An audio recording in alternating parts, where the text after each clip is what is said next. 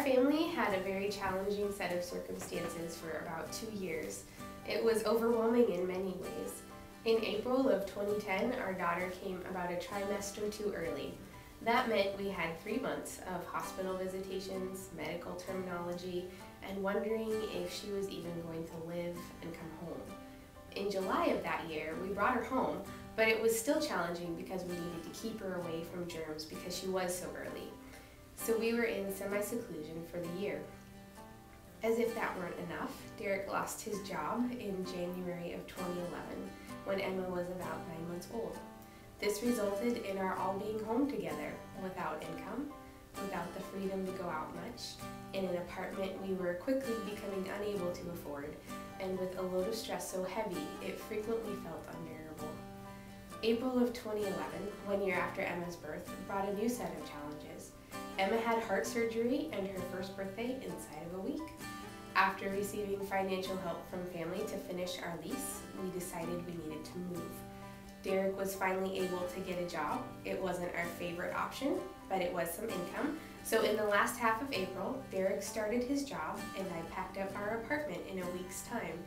We put most of our belongings into storage and we moved our little family into one upstairs bedroom in the home of some extended relatives, with the thought that we would accumulate some income and find a new situation in a few months' time. In June, things turned sour again. Although we didn't know it at the time, Derek's employer was considered to have a quote-unquote hostile work environment, which would explain his being let go for reasons we still don't really understand. And that's when I started to break. It just wasn't fair. I had kept my chin up all this time. I had trusted God would get us out of this, but it seemed as if he had disappeared, other than for basic needs.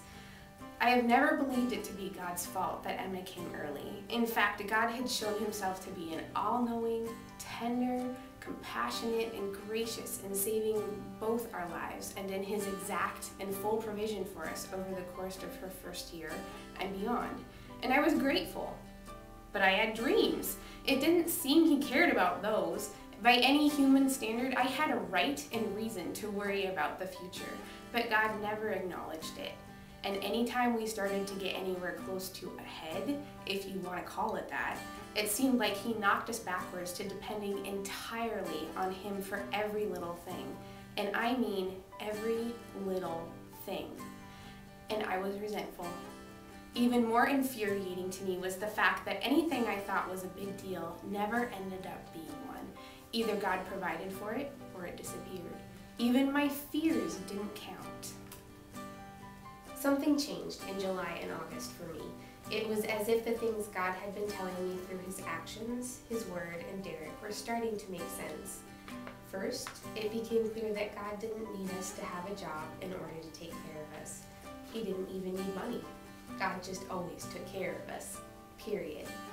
Once I could admit that, I could also admit that God had a right to the things he asked for from me.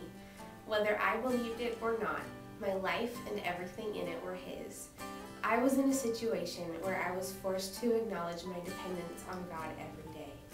Humility happened when I stopped kicking and screaming about that dependence. My very life is in his hands, down to the last detail. It's a very humbling thing. Things were different after that. We weren't out of awkward living situations yet, but finally I could pray about it without demanding that God change our situation because we deserved it. Instead, I would pray that he would change it because he was the only one who could.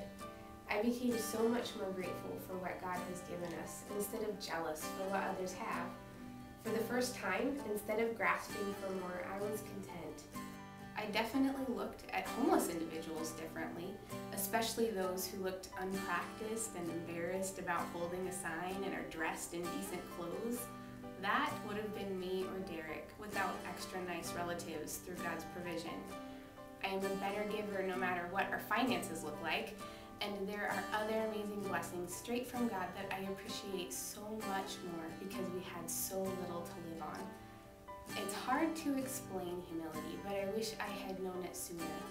It doesn't change your circumstances, but it changes your insides, and my life is so much more peaceful with it.